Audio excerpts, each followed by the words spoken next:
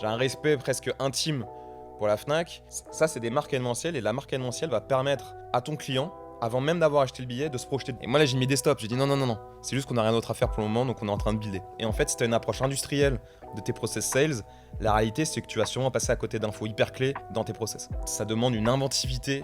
Ça demande d'être capable d'aller se rendre à un événement. Il suffit qu'il y croit et il est capable de vendre n'importe quoi. Bienvenue sur le podcast de We Are Sales by DCS. Je suis Pierre-Michel, cofondateur de l'agence Dreamcatcher Sales, agence experte en business développement. Nous partons à la rencontre de personnalités inspirantes de la vente, entrepreneurs, directeurs commerciaux et top performers pour explorer leur écosystème et vous rappeler que nous faisons le plus beau métier du monde, celui de remettre l'humain au cœur du business. Aujourd'hui, j'ai le plaisir de recevoir Tristan Lecor, CEO de Shotgun, super solution SaaS et ticketing à destination des organisateurs d'événements. Tristan, ravi de te recevoir sur le plateau de We Are Sales. Pierre-Michel, merci beaucoup pour l'invitation. Avec grand plaisir. Alors en plus j'ai la chance de te choper parce que je sais que tu es toujours entre la France et les US, tu vas nous raconter ça. Tristan, déjà avant de rentrer dans le vif du sujet, est-ce que tu peux rapidement te présenter ton poste, ton périmètre de poste, le nombre de collaborateurs et aujourd'hui si vous travaillez en France, à l'international et sur quel pays? Ouais, bien sûr. Donc mon poste, assez simple, CEO et cofondateur de la boîte. J'ai 2 cofondateurs avec moi. Donc mon périmètre est assez vaste en tant que CEO. En fait, mon rôle évolue tous les ans en fonction de là où la boîte a besoin de moi. Aujourd'hui, c'est très principalement du business leadership, tous les sujets liés évidemment aux investisseurs, que ce soit la levée de fonds, les nouvelles levées, enfin l'écoute historique générale, la partie strat, la partie vision, bref, les grandes casquettes d'un CEO. En termes de nombre de collaborateurs, aujourd'hui, on va être à peu près 60 personnes, avec une répartition géographique 50% France et le reste à l'étranger sur nos 3 zones que sont US, Brésil et Portugal. Alors Shotgun a double cible, à la fois B2C et B2B. Je te propose aujourd'hui qu'on se concentre principalement sur la partie B2B. Est-ce que déjà tu peux nous expliquer un peu plus en détail à quel problème répond Shotgun et qui sont les cibles commerciales finalement de votre solution? Carrément. Ce que je te propose, comme tu l'as bien dit, c'est B2B, B2C. Je vais être un peu contrarienne dans ma réponse. Je vais te proposer de commencer par le B2C, comme ça on le met de côté une bonne fois pour toutes. Et on va vraiment focus le reste du temps sur le B2B. Parce qu'en réalité, Shotgun puise son ADN, puise son histoire dans le B2C. Pour la petite histoire, moi je rentre justement des US en France en 2014. Je sors énormément. Je sors fan de musique que je sors dans beaucoup d'events. Et en fait, à l'époque, en 2014, ça nous paraît fou aujourd'hui. Mais tout simplement, il n'y a pas d'application de sortie. On ne peut pas acheter des billets sur son mobile à l'époque. Il n'y a pas d'application pour découvrir des événements, pour acheter son billet, pour les revendre. C'est des funnels d'achat en 46 clics. C'est monstrueux en fait. Et du coup, ça freine une nouvelle génération qui est la génération qu'on appelle expérientielle chez Shotgun, qui sort de plus en plus, impulsée notamment par la révolution de la mobilité urbaine. En gros, pour la faire très simple, avec Hitch, Uber, tout simplement les jeunes qui pouvaient pas réellement sortir avant, pour lesquels c'était une galère, d'un coup, bah, le vendredi et le samedi, c'est simple, tu appuies sur un bouton, tu vas à la soirée A, puis si la soirée A te plaît pas, tu fais A, B, C, etc. Donc en fait, Shotgun puise toute son ADN et toute son histoire dans le consumer, et c'est un peu ce qui fait la singularité de Shotgun, j'ai envie de dire, puisqu'on a vraiment démarré pendant de nombreuses années dans le consumer à essayer de comprendre d'abord quel était le problème du consommateur qui souhaite sortir, qui veut aller en festival, qui veut aller en soirée, qui veut aller en club. Et en fait, c'est cette proximité avec l'utilisateur qui nous a permis progressivement, en fait, sur les premières années de Shotgun, de construire le premier pilier de value proposition pour le B2B, qui est la proposition de valeur de distribution. Parce qu'en fait, c'est vraiment en comprenant tout ce qui va déterminer un acte d'achat qu'on a pu aller voir en fait le B2B, donc les festivals, et que je répète, les festivals, les clubs, les soirées, bref, tout, toute typologie de promoteurs d'événements avec, j'insiste, une dimension live musique, et leur dire, voilà ce qu'on a compris de vos clients, et voilà comment est-ce que on va leur vendre des billets sur notre application. Et ça, ces consommateurs, ils n'étaient pas satisfaits par ce que proposaient à l'époque les Fnac, etc., les acteurs du ticketing. Mais écoute, moi, il se trouve que la Fnac, j'ai une relation particulière avec la Fnac, puisque quand j'étais petit, ma mère m'emmenait tous les mercredis après-midi à la Fnac, et je rêvais, à partir de, j'avais 10 ans, je regardais, je me rappelle toujours cette Fnac Châtelet, il y avait les events qui étaient posés derrière les caisses, et en fait, Voilà, je rêvais, je regardais les concerts, les Libertines, les White Stripes, Franz Ferdinand, c'était les années 2000, le début de la nouvelle scène rock, et je regardais les noms de ces concerts et je rêvais devant. Donc j'ai un respect presque intime pour la Fnac. Maintenant, la Fnac, depuis que j'ai 10 ans, n'a pas changé. Ça reste le même modèle. Donc maintenant, on est 20 ans plus tard, le paradigme a changé, les générations évoluent, les comportements évoluent, je t'apprends rien. Euh, il s'agirait de grandir, pour citer un film que j'aime beaucoup. Bref, il s'agissait juste de construire un outil simple, ne serait-ce que pour découvrir et acheter un billet, ce qui n'existait pas à l'époque. Donc effectivement, pour ta question, c'est ça le premier problème auquel on a répondu, c'est de se dire, tu as des gens qui veulent sortir, il faut s'assurer qu'un maximum d'événements qui leur plaisent soient au même endroit, qu'ils puissent découvrir simplement en fonction de leur goût, en fonction de est-ce que leurs amis y vont ou pas. Un petit chiffre tout simple, dans l'acte d'achat, euh, l'artiste et qui se rend à l'événement, à savoir tes amis ou pas, c'est 60% de l'acte d'achat. Bon, quand tu as cette info déjà, bah, la façon dont tu vas construire ton expérience de découverte sur ton application, bah, nécessairement, doit prendre en compte cette data. Tu vois. Donc c'est vraiment le premier point qu'on a adressé pendant de nombreuses années, c'est permettre à des nouvelles générations de découvrir, d'acheter des billets de façon ultra simple, ultra optimisée. Top. Donc vraiment digitaliser effectivement l'usage, simplifier, la moderniser, correspondre effectivement aux besoins. Et lorsque vous avez commencé donc cette aventure, puisqu'on prend la démarche du storytelling et j'aime beaucoup, quelle a été la réaction justement de ces comment on dit, de ces programmateurs d'événements? C'est comme ça qu'on dit, un programmateur d'événements? Alors il y a plein de Organisateur noms. d'événements? Ouais, donc tu peux dire organisateur pour simplifier, Ouais, et ok. comme ça recouvre vraiment toutes les personnes qui se sentent concernées par la programmation d'événements. Ce qu'il faut vraiment comprendre, c'est que de la même façon que tu as eu un énorme changement générationnel dans la décennie 2010, avec l'émergence de cette génération dont je viens de parler, pour laquelle sortir est devenu un mode de vie. C'est-à-dire que d'un coup, tu as des jeunes qui, comme ils sortent de façon très régulière, toutes les semaines, tous les week-ends, parfois plusieurs fois par soir, mais en fait, pour ces jeunes-là, la sortie prend un nouveau sens. Tu vois, ma génération, je vais avoir 35 ans cette année, ma génération, c'est la sortie occasionnelle, de temps en temps un festival, de temps en temps un club, de temps en temps ton groupe préféré qui passe dans ta ville, tu vas au concert. Là, on a une génération qui sort bien plus régulièrement et pour laquelle, du coup, sortir va avoir une dimension de construction de communauté, de construction d'identité. Et du coup, très concrètement, les promoteurs en face, les organisateurs d'événements, vont devoir répondre progressivement à cette nouvelle demande, à cette nouvelle typologie de demande. Un truc tout bête, aujourd'hui, les jeunes qui sortent vont se poser des questions du genre, c'est quoi le système son de la soirée? C'est quoi les valeurs de telle ou telle soirée? Est-ce que tel ou tel comportement va être valorisé ou non? Et en fait, on a des experts aujourd'hui, et du coup, les promoteurs, on parle des années 2017, 2018, ont été obligés de s'adapter, et en fait de créer des expériences qui vont répondre, qui ont dû répondre à ces attentes-là. Ok. Et donc création extrêmement positive. Devait y avoir de l'évangélisation ou vous étiez déjà en demande de ce type de solution? Il y a eu en fait quelque chose qui a propulsé la croissance de Shogun, c'est que cette génération-là qui s'est mise à sortir, s'est mise à produire elle-même ses soirées. Donc en fait, l'évangélisation, et c'est pour ça que j'ai insisté pour commencer avec le B2C, l'évangélisation a commencé côté B2C. C'est-à-dire qu'on avait des jeunes, 20, 22, 23, 25 ans, qui ont découvert la sortie dans ces années-là avec Shotgun, ont découvert que ce soit du clubbing, que ce soit la soirée un peu underground dans une warehouse de banlieue, que ce soit ce genre de soirée-là, qui se sont dit, bah pourquoi pas moi? En fait, je vais apprendre à mixer, je vais visiblement Shotgun, c'est assez simple pour vendre des billets. Je vais créer ma soirée, je vais créer mon premier event, je vais utiliser Shotgun et je vais vendre mes premiers billets. Donc en fait, la réalité, c'est qu'on a découvert le B2B via notre base utilisateur au début. Tu vois. Et c'est ça le secret un peu des débuts de Shotgun, c'est que tout est parti de cette compréhension de cette nouvelle génération qui, en sortant, a elle-même souhaité participer à la création de la supply événementielle, de l'offre événementielle sur ces années-là. Ok. Et au fil des années, est-ce que justement le business model a évolué? Est-ce que c'était sur un pourcentage des tickets vendus? Est-ce que c'était sur un abonnement pour pouvoir accéder à la plateforme? Ou c'est resté effectivement assez linéaire? On est resté sur un business model marketplace, à savoir une commission sur la transaction, une commission sur la vente de billets, tout simplement. Ouais. Et c'est un marché qui est très concurrentiel? Alors, c'est un marché concurrentiel, le ticketing.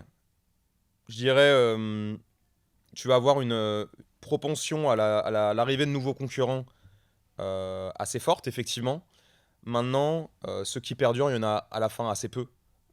Donc, c'est une concurrence assez singulière en réalité. C'est un marché très concurrentiel.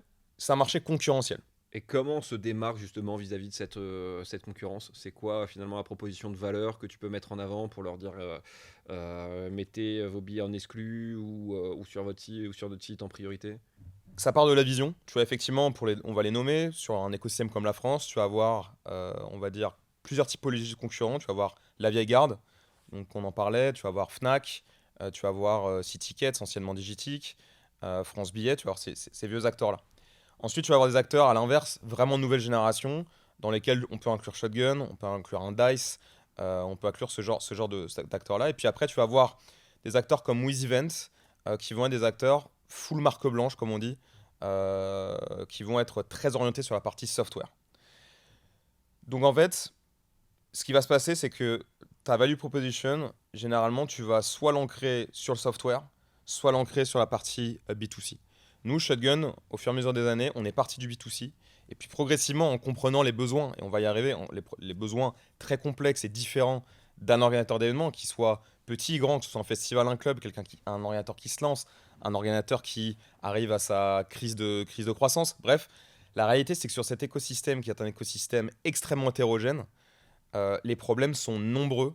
Et nous, notre vision Shotgun, c'est que c'est à ticketing, c'est au software ticketing de s'adapter en fait aux multiples besoins des organisateurs et non pas d'imposer une vision au marché. C'est ce qui a fait notre différence avec beaucoup d'acteurs. Ces organisateurs-là, ils sont très structurés, très organisés, où il y a beaucoup effectivement d'amateurs et il y a beaucoup effectivement de formations à faire sur ces organisateurs et de la valeur ajoutée à proposer par les plateformes.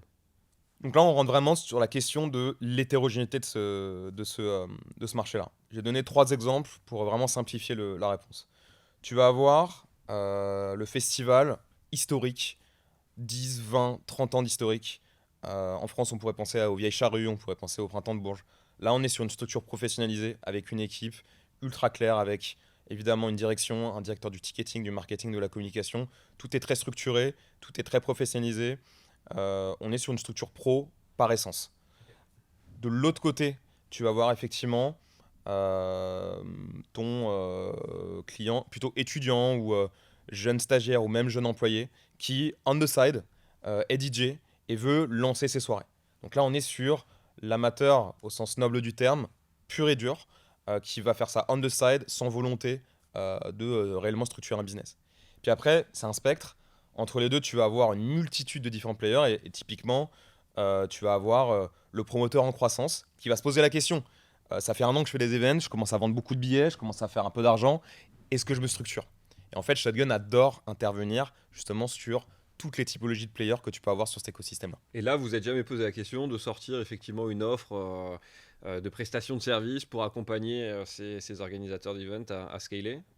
J'adore que tu poses cette question. En tant que CEO, j'imagine que tu as eu 36 000 idées de business model un peu Surtout différentes. pendant le Covid, Ouais. à l'époque où il n'y avait pas beaucoup d'activité. En fait, c'est la grosse tentation. En fait, quand tu es dans cet écosystème-là, tu as 2 tentations en permanence. C'est faire tes propres events et c'est monter effectivement une offre servicielle. La réalité, c'est que l'offre servicielle, on l'a fait sans la structurer.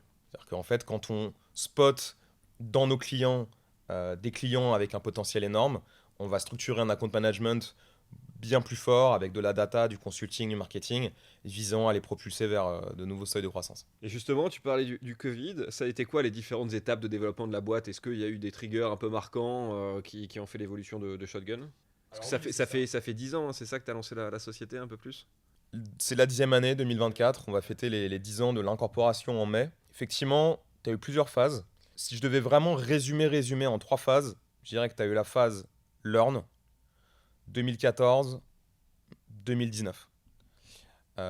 Ensuite, tu as eu la phase Build, qui est vraiment la phase 2020-2022, avec évidemment le Covid au milieu, on pourra peut-être y revenir.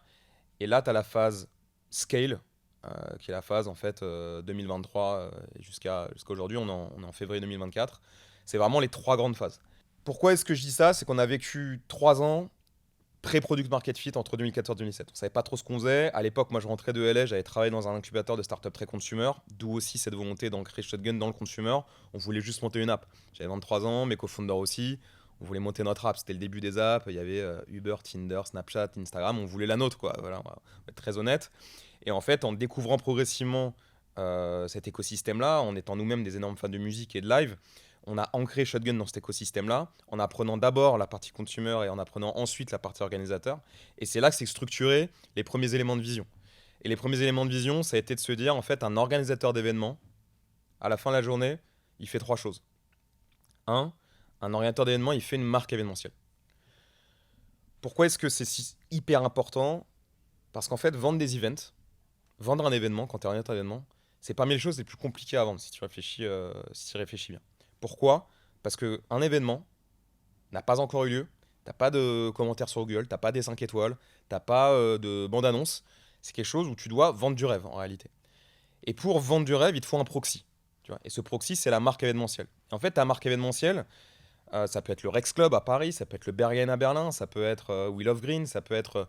ça, c'est des marques événementielles et la marque événementielle va permettre à ton client, avant même d'avoir acheté le billet, de se projeter, de visualiser l'événement. Comme je disais tout à l'heure, quel genre d'artiste va y jouer, quel genre de musique, le niveau sonore, le prix au bar. Toutes ces choses-là, c'est les éléments qui vont permettre de constituer une marque événementielle qui fait que quand une personne va voir ton événement, elle va être en fait OK d'acheter ton billet et de prendre ce risque avec toi. Une fois que tu as ta marque événementielle, ton deuxième boulot en tant qu'orientateur d'événement, c'est d'agréger une communauté autour de cette marque ou des communautés autour de cette marque. Et une fois que tu as agrégé ces communautés-là, tu dois les engager. En un mot, ça veut dire être capable de vendre des billets de façon organique, de ne pas avoir à payer trop de marketing pour vendre des billets. Et quand tu as une marque et une communauté, tu arrives au troisième pilier, on va dire, pilier de travail en tant qu'entraînement, c'est de croître. Tu vois, une fois que tu as ces deux éléments-là, est-ce que tu es profitable? Est-ce que tu es pérenne? Est-ce que tu peux investir dans tes projets, investir dans tes systèmes son, investir dans tes équipes? Bref, est-ce que tu peux croître? Et en fait, Shotgun, on va essayer d'intervenir à chaque étape de cette croissance-là. Et ça, en fait, cette vision-là, c'est une vision qu'on a comprise progressivement dans la phase de learn. Une fois qu'on a compris ça, on est rentré dans la phase de build. On s'est dit, ok, bon, maintenant qu'on a compris ça, c'est cool. Mais en fait, notre objectif, c'est pas de pas de faire des leçons. En fait, on n'est pas là justement pour faire du contenu, on est là pour faire du produit. Donc, comment est-ce que tu peux aller construire un software justement qui va répondre à ces besoins-là, à ces besoins organisateurs? Comment est-ce que tu permets de créer une marque, d'agréger une communauté autour de cette marque, de le faire en continu? Parce qu'en fait, à un moment donné, ta communauté, elle vieillit, elle change. Comment est-ce que tu restes connecté à ces communautés? Comment est-ce que tu mets en place des stratégies de ticketing qui vont en fait parler à ta communauté? Parce que tu vends pas un billet de la même façon à quelqu'un qui adore ta marque événementielle que quelqu'un qui n'en a jamais entendu parler. Pas au même moment, pas le même message, pas la même channel de distribution, pas le même prix, évidemment. Tout ça, comment est-ce que tu le transformes en produit? Donc on a passé beaucoup de temps à investir dans le produit à partir du moment où on a compris en réalité tous ces éléments-là. Et à partir du moment où on avait ce produit-là, donc notre produit d'ailleurs s'appelle le Smartboard, côté B2B, on a pu en réalité rentrer en phase de scale, de sell scale. Et ça, c'est 2022-2023, et ce qui a propulsé Shotgun à des niveaux de business qui sont des niveaux de business de type scale. Et on est en plein dedans aujourd'hui et au poulie sur les années à venir. Donc en fait, cette partie service, vous l'avez structurée finalement je ne sais pas si c'est du SaaS ou pas, mais en tout cas en solution techno qui accompagne les organisateurs sur leurs différentes étapes de maturité. Et c'est quasiment un outil marketing finalement de lead gen pour ces organisateurs pour fédérer de la communauté, mieux la comprendre, avoir les dashboards, etc.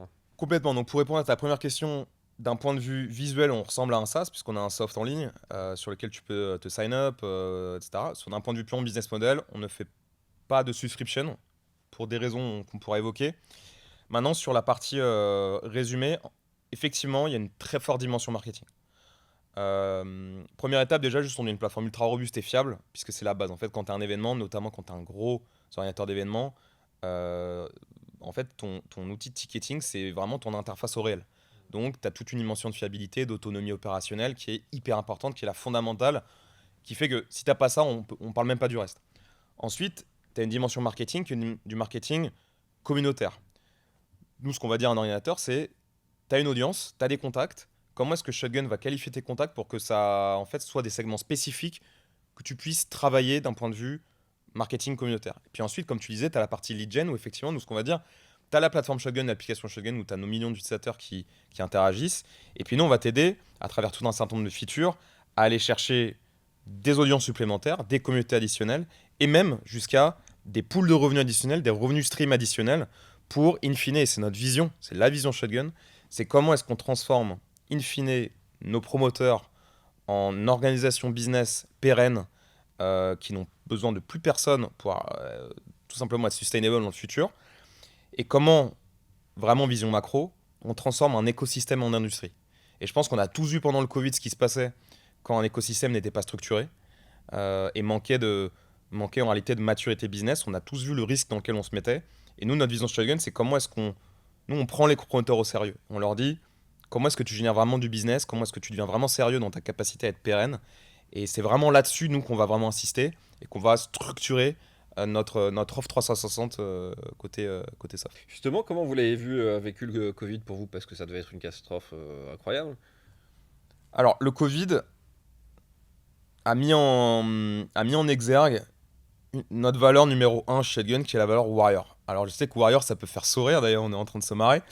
Mais en réalité, en fait, le Covid, ce qui s'est passé, c'est qu'on l'a vu venir. Enfin, moi, la réalité, c'est que février, on voit très bien ce qui se passe. Donc, le 17 mars, quand tout s'arrête, on n'a pas été surpris. Premier confinement, en fait, on s'est appelé, Lucas, Romain et moi, mes deux cofondateurs, en fait, on s'est parlé, on s'est dit, ok, qu'est-ce qu'on fait? Et là, en fait, on s'est regardé droit dans les yeux, on s'est dit, bah, on va pas s'arrêter de bosser, hein. La première chose qu'on a fait, c'est qu'on a donné 2 000 € de prime à chaque employé en disant, we got your back. La deuxième chose qu'on a faite, c'est, bon, ok, il va pas y avoir des événements. On sait très bien que ça va durer. Le coup du mois, on attend que la courbe, non, ok, c'est mort. 2020, c'est une année morte. On l'a pris comme un fait. Donc on s'est dit, on va construire une plateforme en ligne qui va permettre aux organisateurs d'événements de continuer à faire des événements en ligne. Donc on a construit en 3 semaines, on s'est dit, ok, on va développer, juste pour s'amuser, on va développer une plateforme juste pour danser en ligne. Ça s'est appelé This Dancing, avec, soyons honnêtes, aucune conviction qu'il fallait. Parce que là, on a eu des appels de VC qui nous disaient, ah, trop stylé, vous avez digitalisé l'événementiel. Et moi là, j'ai mis des stops, j'ai dit non, c'est juste qu'on n'a rien d'autre à faire pour le moment, donc on est en train de builder. La réalité, c'est que ça a renforcé notre connexion avec l'écosystème parce qu'on a continué à parler à cet écosystème, on a commencé à prendre le temps encore plus de leur parler, de comprendre leurs besoins, leurs envies. Et ça nous a renforcé dans ce momentum du build où en fait on a eu plus de temps de construire vraiment du soft pertinent à un moment donné où il n'y avait plus les bug requests, les ops requests, enfin toutes ces requests qui font que ta roadmap produit est un peu perturbée. Après, on va pas se mentir, le Covid, ça a été long, ça a été dur, on s'est pris un procès qu'on a gagné. On s'est posé beaucoup de questions, il y a eu des moments extrêmement chauds. Et puis il y a eu ce deuxième confinement qui nous a vraiment fait beaucoup de mal et qui nous a posé la question à un moment donné. On s'est dit, ok, en fait, si ça rouvre pas, on fait quoi? Et il y a eu une soirée spécifique, critique dans l'histoire de Shotgun. C'est janvier 2021 où en fait il n'y a plus d'espoir, plus d'événements, plus rien. Un nouveau lockdown, aucune visibilité, pas de vaccin, rien. Avec mes cofondeurs, on s'est retrouvés dans nos fameuses retraites fondeurs. On a dîné ensemble, il y a eu beaucoup de vin, beaucoup de bouffe. Et à un moment donné, on s'est regardé dans les yeux, on s'est dit, bon, est-ce que réellement on en a envie toujours là de repasser. Enfin, si en fait le Covid, ça en a pour 3 ans, est-ce qu'on a vraiment envie de ça? Sans vraiment se le dire, on s'est un peu dit, ok, en fait, non, on n'en a plus envie. Et le matin, on s'est réveillé un peu, voilà, un peu fatigué. Et on s'est dit les choses, et on s'est dit, ok, la France, là, c'est bloqué. Fuck it, on part au Brésil, on part aux US. Et en fait, c'est pendant le Covid, au pire des moments de notre histoire, où vraiment on n'y croyait plus, qu'on s'est dit, bah, si la France est bloquée, ok, pas grave, on va lancer d'autres pays où c'est moins bloqué. Et ça a été le début de l'internationalisation de Shotgun. Et la réalité, c'est que dans les mois qui ont suivi, en février, on lançait le Brésil, en mars, on lançait les US, en avril, il y avait les vaccins, et en fait, après, ça a été l'explosion. Ah, ça fait une sacrée histoire effectivement de résilience. Pourquoi le Brésil? Pourquoi les US? Comment vous avez fait votre choix entre 2 bouteilles de rouge et le petit biseau du soir? Alors, pourquoi le Brésil? Ce qui s'est passé quand on a sorti cette plateforme This Dancing, c'est que d'un coup, donc plateforme This Dancing, je le rappelle, hein, pour danser en ligne, qui était marrant, il y avait des toilettes où tu pouvais dessiner sur les murs, il y avait un bar où tu pouvais acheter des consos, bref. Ah, on est créatif hein, quand on se retrouve confiné. Hein. On n'avait pas grand chose à faire, on s'amusait, hein, notre équipe produit avait besoin de s'amuser un peu. Et en fait, bah, d'un coup, c'était assez fou, on est devenu une boîte tech ultra tech et liquide en l'espace de 3 semaines, puisque d'un coup, notre produit, il pouvait être utilisé sans sel, sans AM, il pouvait être utilisé en Inde, au Nigeria, au Brésil. Et bah là, juste, les 2 pays qui ont le plus utilisé dancing, c'était l'Inde et le Brésil. Bon. Et en fait, au Brésil, on est tombé sur une personne qui s'appelle Carole Matos, qui est DJ et qui est organisateur de soirée. Et en fait, on est rentré en contact avec elle. Elle nous dit, mais tout le monde adore Dizzy Dancing, tout le monde utilise trop Shotgun chez nous. Et on dit, ouais, on voit les datas, effectivement, c'est un truc de fou. Et en fait, on a construit une relation avec cette personne-là. Et en fait, au fur et à mesure des semaines, les plus gros pics d'activité, c'était Brésil. Et on s'est dit, mais quand les événements vont venir au Brésil, mais pourquoi est-ce qu'on ne serait pas en billetterie là-bas, en fait? Qu'est-ce qui nous empêche? Et en fait, ça a été pur opportuniste. Voilà. Et en réalité, on a construit une relation super forte. Et le Brésil, bah, en fait, c'est devenu notre plus gros marché. On a un product market fit qui est probablement supérieur. On a une attache à Shotgun qui est probablement supérieure à l'attache en France. Les gens adorent Shotgun là-bas. C'est vraiment notre pays chouchou, quoi, clairement. Les US, c'est une réflexion beaucoup plus business. Voilà, les US, c'est le plus gros marché au monde en termes de live event. Moi, à titre perso, les US, j'y ai vécu 3 ans dans ma vie. C'est là où j'ai découvert le business, c'est là où j'ai découvert les startups, c'est là où j'ai découvert. Bref, c'est là où j'ai vraiment mes attaches d'un point de vue business ouais, d'un point de vue business. Et du coup, c'est d'un point de vue obvious business et d'un point de vue perso, c'était la destination où on voulait se lancer. New York, LA, Miami, enfin voilà, je fais pas un dessin, c'est vraiment le lieu où il faut se lancer. C'était aussi le défi pour nous en tant que startup, c'est de faire quelque chose, faire que quelque chose arrive là-bas. Et du coup, c'était l'endroit où on a voulu aller nous prouver à nous-mêmes et aller prouver qu'on peut faire quelque chose là-bas. Ok, et l'ouverture de ces pays s'est faite depuis la France ou vous avez commencé directement par ouvrir des bureaux au Brésil, aux US, le market fit, tu l'as fait comment? Ah, on y allait à fond. Mon associé, mon cofondateur Romain, a pris le dernier vol pour le Brésil qui était encore ouvert, à l'ancienne. Et puis on a ouvert les bureaux là-bas direct. En fait, on défend le live event. C'est notre métier. Donc en fait, la partie physique est fondamentale. Ce qui d'ailleurs fait qu'on est une boîte où il y a du remote, mais pas trop non plus. Dès qu'on ouvre un pays, il y a des bureaux, on rencontre les clients physiques. Enfin, c'est physique, c'est un milieu physique, c'est quelque chose qu'on défend. Dans un monde où l'entertainment est en train de partir en digital, on défend la présence physique, on défend l'événementiel. Où en gros, l'événementiel, c'est un événement qui a lieu une fois, une seule fois, il n'y a pas de replay. Donc en fait, nous, le physique, c'est fondamental. Donc dès qu'on lance un pays, il y a un commitment physique, il y a un commitment présentiel, il y a un commitment bureau. Bref, c'est une présence. C'est une présence sur game. Et là, à l'heure actuelle, vous êtes structuré comment justement au sein de la société, en termes de market, en termes de sales, en termes de partnership? Est-ce que tu peux préciser ta question? Justement, pour faire tourner une boîte comme Shotgun, comment elle se structure? Est-ce que vous avez une grosse équipe sales pour aller négocier avec des organisateurs d'événements ou au final ils sont bien identifiés, c'est des équipes plutôt réduites, mais par contre il faut des grosses équipes de market? Comment c'est organisé chez vous en interne?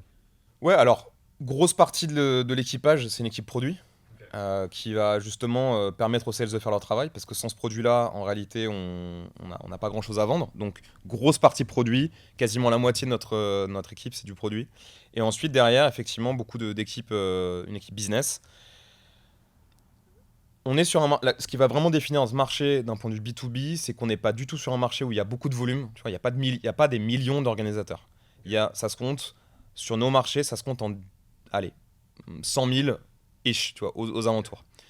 Et les key accounts stratégiques sur lesquels tu vas avoir du sales process complexe, pareil, ça se compte en milliers, dizaines de milliers. Donc, on n'est pas sur une logique de volumétrie interne de sales. Donc, tu n'as pas des équipes de SDR ou de BDR. Voilà, on identifie des pipes très précis année après année. On identifie en gros les key accounts stratégiques sur lesquels il faut travailler cette année pour en gros exécuter notre stratégie de grosse derrière. Et du coup, ça donne une équipe où tu vas avoir quelques accounts exécutives qui vont vraiment travailler sur des sales process complexes, des sales dédiés mid-market, et puis derrière, c'est tout ce qui se passe en réalité quand notre stratégie se met en branle, c'est qu'on a un effet domino qui va générer un inbound extrêmement fort, et en fait l'inbound, on le gère comme dans un SaaS, avec effectivement des gens qui gèrent de l'entrant, dont l'objectif c'est vraiment de maximiser l'activation, mais où le sales process est hyper rapide. Donc ça donne peu de volume en réalité en interne sur le nombre de sales impliqués. Et tu sens des cultures business très différentes entre la France et les US, parce qu'aujourd'hui c'est un vrai sujet d'actualité. Après l'année 2023, on a vu une certaine tension sur le marché de la tech en Europe, et beaucoup maintenant cherchent à repartir à l'international, et notamment sur des pays matures comme l'US. Quel reco tu ferais toi par rapport à ton expérience que tu as vécue? Alors il y a des différences business structurantes, inouïes, j'ai envie de dire, entre les pays. Et je pense que C'est vraiment les différences culturelles, c'est le plus gros challenge en réalité d'une boîte qui s'étend. Euh, des recos, en toute humilité, je ne sais pas si j'ai vraiment des recos actionnables. Je vais juste partager quelques learnings. Euh, le premier, j'ai vraiment focalisé sur les US parce que c'est le pays que j'ai le plus fait moi-même. Le Brésil, ça a été vraiment, et ça reste l'ownership vraiment de mon co-founder. Aux US, la plus grosse différence, c'est qu'on a un pays, les US, qui est le pays de l'explicite, quand la France est le pays de l'implicite. Donc quand aux US, tu dis à quelqu'un, on va faire B, si tu lui dis pas qu'il faut aussi faire A, la personne va juste faire B. Donc ça peut poser énormément de problèmes. Alors qu'en France, bah, tu dis il faut faire C, la personne, on compte sur la personne pour qu'elle comprenne qu'il faut faire aussi A, A', B, etc. Donc en réalité, ça donne parfois des dialogues de sourds qui peuvent être extrêmement perturbants. Extrêmement perturbants et du coup ça peut dégrader les relations assez vite. Peut-être que j'ai enfoncé une porte ouverte. Le deuxième gros learning aux US, c'est que beaucoup des relations sont avant tout transactionnelles. Euh, Si dans la balance, tu n'es pas capable de montrer très vite à la personne à laquelle tu parles ce que tu vas lui apporter en termes de valeur, la personne va te zapper. Et du coup, ça donne, et moi, personnellement, c'est ce que j'aime beaucoup, ce qui me relâche au niveau mental, c'est qu'en fait, aux US, tu vas avoir des personnes, tu vas avoir beaucoup de gens, en fait, on le dit souvent, les US, quand tu vas aux US, les gens sont très sympas avec toi. Mais ils construisent pas de relations longues, etc. C'est pas forcément faux. Mais en fait, moi, la façon dont je le comprends, c'est que aux US, d'où que tu viennes, qui que tu sois, les personnes vont te donner ta chance parce que potentiellement, tu vas leur apporter quelque chose. Donc en fait, ils ouvrent leur champ des opportunités à 180. Ils veulent être ouverts aux opportunités. Et du coup, ça va donner effectivement une première approche, qui est une approche qui permet à l'opportunité de se présenter à eux. Parce que potentiellement, tu as de la valeur. Par contre, si très vite, dans la discussion, tu peux pas dire, by the way, je t'apporte ça, ça se referme. Donc c'est pas de la méchanceté ou quoi, c'est juste la façon dont ils ouvrent le champ aux opportunités, le referment très vite. Donc c'est pour ça que, d'un point de vue business, quand tu parles aux US, il faut être sharp. J'apporte ça, et en fait, ton elevator pitch d'un point de vue sales, ton pitch, il doit être mais béton de chez béton. T'as pas 3 heures pour faire ta qualif. Là, on va pour parler un peu sales. T'as pas 3 heures, t'as pas 3 meetings pour faire ta discovery. Ton pitch, tu peux pas aller dans tous les sens. C'est OK. Tu dois comprendre très vite qui tu parles. Tu dois préparer ton meeting, comprendre très vite la personne ce qu'elle a besoin d'entendre, nailer ou ne pas, ou d'ailleurs, ou nexter, hein, ça dépend de ce que tu as besoin, et d'enchaîner très vite parce que sinon la personne, elle passe à la suite. Et là encore, sur tes expériences managériales entre des équipes sales en France et des équipes sales aux US, ça se manage de la même manière. Tu sens une technicité plus importante sur les US qu'en France, parce qu'on a souvent on prend souvent exemple sur les structurations des équipes sales aux US. Est-ce que tu penses que il faudrait continuer justement à le faire ou garder ces spécificités culturelles? Alors, sur la partie structuration de team, je pense que je vais pas être hyper pertinent parce qu'on reste sur des équipes petites et justement, on n'est pas sur le SaaS classique, marché infini, marché de volume. Donc là, moi là-dessus, je préfère rester assez humble et dire je ne sais pas, je sais pas. Après, sur la technicité sales, personnelle, individuelle, en réalité, on se débrouille pas mal, je trouve, en France. On a notre façon de faire. On est à partir du moment, je trouve qu'il y a une curiosité française euh, que je trouve dont les US pourraient s'inspirer. C'est-à-dire en fait, aux US, t'as un peu le côté je fais ma qualif, je fais ma discovery, je pose toutes mes questions et je passe à la suite. Alors qu'en France, il y a plus de place pour laisser. C'est plus facile de laisser place à une discovery intelligente où tu vas vraiment rentrer sur les challenges un peu deep de ton prospect. Alors qu'aux US, c'est vrai qu'il y a un côté un peu industriel. Et quand tu es sur un écosystème comme le nôtre, à savoir un écosystème où, un, beaucoup d'hétérogénéité, deux, un système où il y a le culturel, l'artistique est hyper important, trois, ton persona en face de toi, c'est pas un persona cadré. C'est-à-dire que c'est pas par exemple, c'est pas ton head of market, c'est pas ton comptable, c'est un promoteur d'événements. En fait, un promoteur d'événements, ça peut être un DJ, ça peut être un businessman, ça peut être une responsable market, ça peut être une responsable artiste, bref, ça peut être n'importe qui. Donc, tu dois avoir une adaptabilité, une intelligence émotionnelle beaucoup plus forte. Et en fait, si tu as une approche industrielle de tes process sales, La réalité, c'est que tu vas sûrement passer à côté d'infos hyper clés dans tes process. Je passe sur un tout autre sujet, mais parce que je vois que le temps avance et je voulais te la poser. Il y a 2 3 ans, dans le secteur du ticketing, tout le monde parlait de la blockchain à toutes les sauces. Ça a fait pchit. Est-ce que c'est un sujet effectivement chez vous? Est-ce que cette techno pour vous a un futur? Tu t'attendais pas à cette question, hein. Non, je suis. Mais on en a tellement parlé, je me souviens, il y a 1 ou 2 ans, dans les incubateurs, les accélérateurs, tu avais plein de nouvelles solutions de ticketing par la blockchain, etc., qu'il fallait absolument que je te la pose. Perso, je reste fasciné par cette techno. Et même s'il y a un down, je trouve que les promesses restent incroyables. En réalité, les promesses de la blockchain, je les trouve incroyables. Et effectivement, aujourd'hui, c'est passé de mode. Après, la question aujourd'hui, pour la big picture, c'est est-ce que en fait, on est dans la fameuse courbe d'adoption et en réalité, si tu zoom out, en fait, on est juste retombé, mais pour une croissance beaucoup plus hors fashion. Moi, je pense que c'est plutôt ça le scénario. Maintenant, pour répondre à ta question, est-ce que c'est un sujet chez Gun en ce moment? Pas du tout. Les deux sujets, nous, on s'est fait approcher énormément, hein, on y a réfléchi. Les deux sujets qui étaient les sujets pour le ticketing, c'était blockchain pour la revente. Parce qu'effectivement, la revente, le marché secondaire, c'est un énorme problème. Il se trouve que nous, chez Shotgun, on a la revente intégrée qui est ultra sécurisée parce que tu restes sur la même plateforme. Donc, en fait, toutes les approches qu'on a pu avoir sur la blockchain à cette époque-là, bah, on les envoyait un peu, on les nextait un peu parce qu'on disait non, mais nous, enfin, c'est le même QR code, c'est le même barcode. Donc, en fait, t'apportes pas réellement de sécurité additionnelle. Donc, next. Et le deuxième sujet, c'était comment est-ce que tu monétises avec ces fameux sujets de NFT. Le problème des NFT, c'est que ça, dans tous les sujets blockchain, c'est quand même le sujet qui a le prix le plus cher récemment, à cause des dingueries qu'on a pu voir. Donc c'est vrai qu'on a un peu nexté le sujet aussi. Maintenant, est-ce qu'on va arriver dans un monde où tu fais un drop de billets, où ton billet il t'apporte un accès exclusif? Franchement, je, je mettrais, je mettrais pas ma main à couper que le sujet est mort. Maintenant, est-ce que là, sur les 2 3 prochaines années, ça va être un sujet? Pour nous, je pense pas. Justement, dans 10 ans, Shotgun, ça ressemble à quoi pour toi? Est-ce qu'il y aura dans 10 ans, tu vois une offre de valeur différente que celle actuelle? Est-ce que tu vois un marché qui va complètement se transformer? Est-ce que tu penses que ça va être finalement juste une amélioration de votre communauté, mais que en soi, le live event va pas forcément bouger et se transformer? C'est quoi un peu ta vision prospective de ces prochaines années?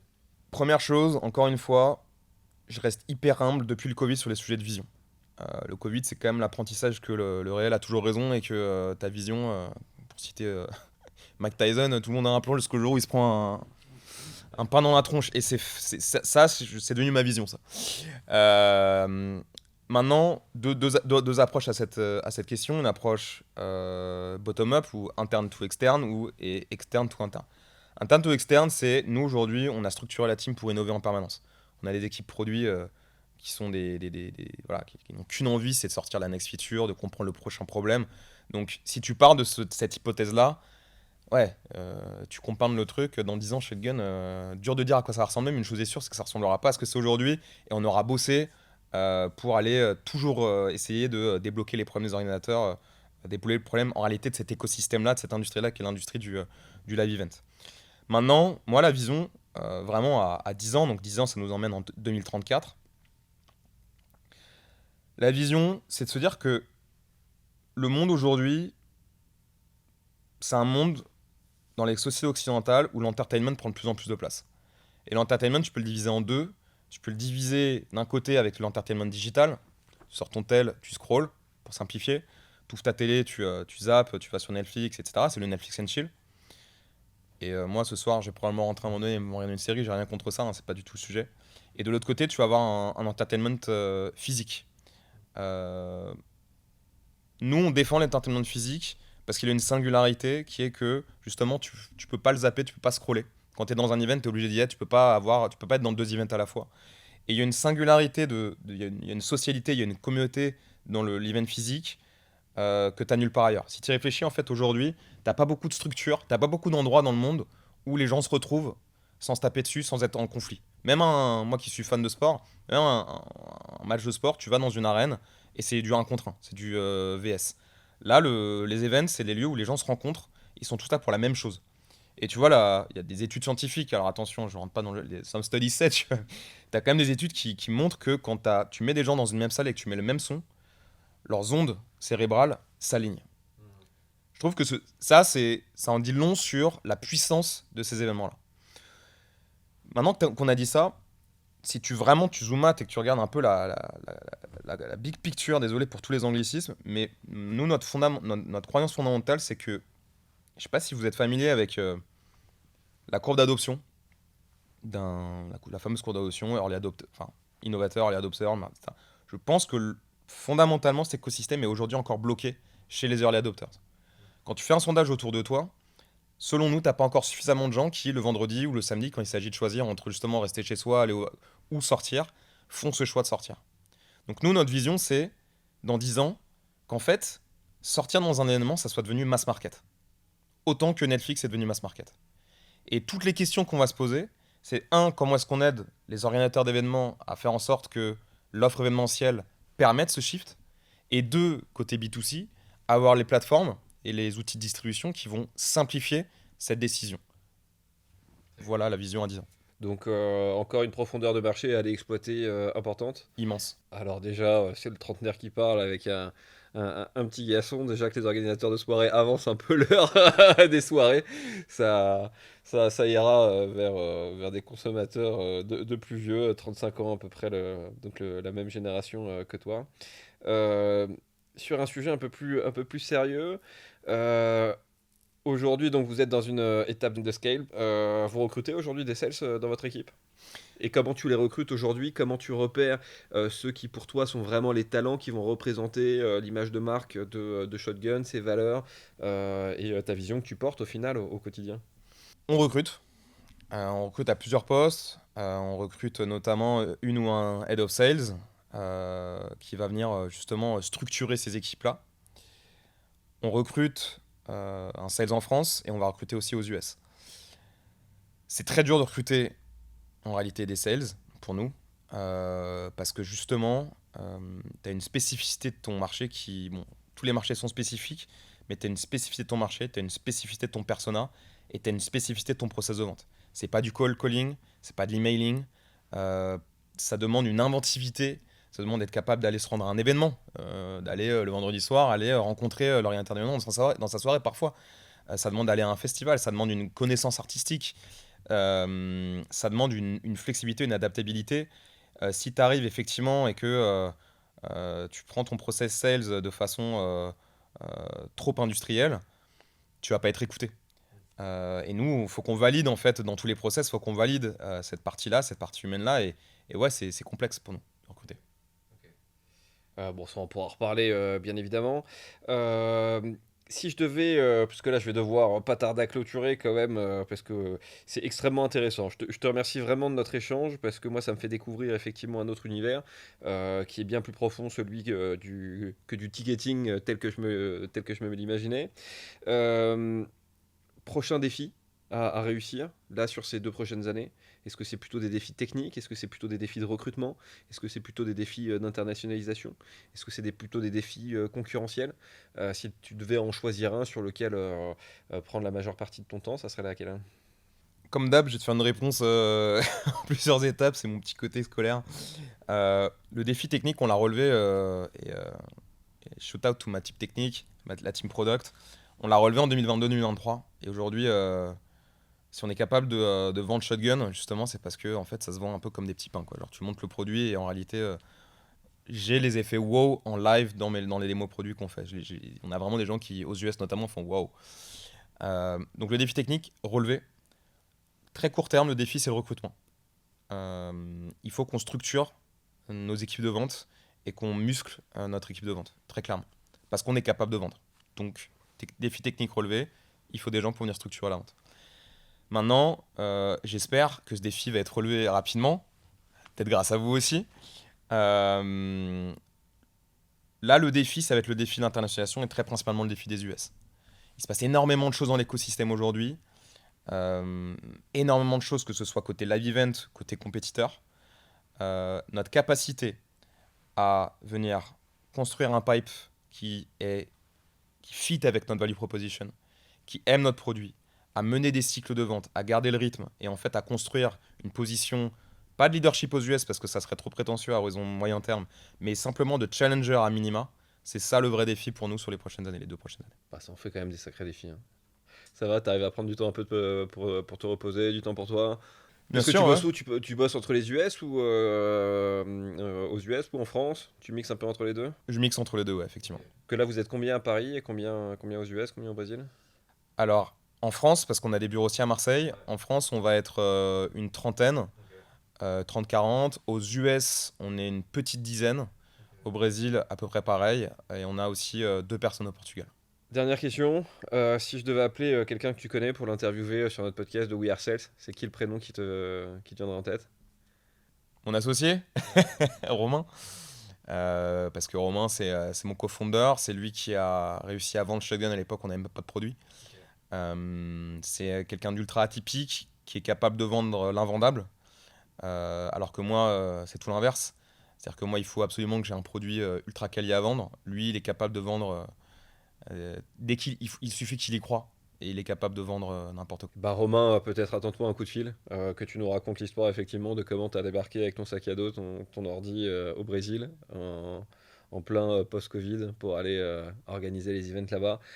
Tristan, encore une fois, un énorme merci pour notre échange. Vraiment Merci à toi, extrêmement Pierre-Michel. inspirant. J'ai appris énormément de choses. C'est ça qui est génial sur ces plateaux, c'est que ça me permet aussi derrière de monter énormément en compétences, découvrir des nouveaux écosystèmes, des marchés qui se structurent, qui sont aussi très compétitifs, qui génèrent aussi pas mal de cash et de chiffre d'affaires, des technos qu'on amène aussi à l'international.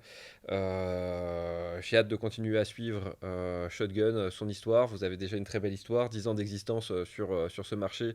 C'est déjà un énorme succès en soi, parce que c'est bien de cartonner, de scaler, mais il faut rester aussi présent sur le marché. Et je pense que l'année 2023, dans le secteur de la tech et le Covid pour le secteur de l'événementiel l'a rappelé. Donc la résilience et avoir les reins solides et avoir des founders qui le sont tout autant, c'est très important.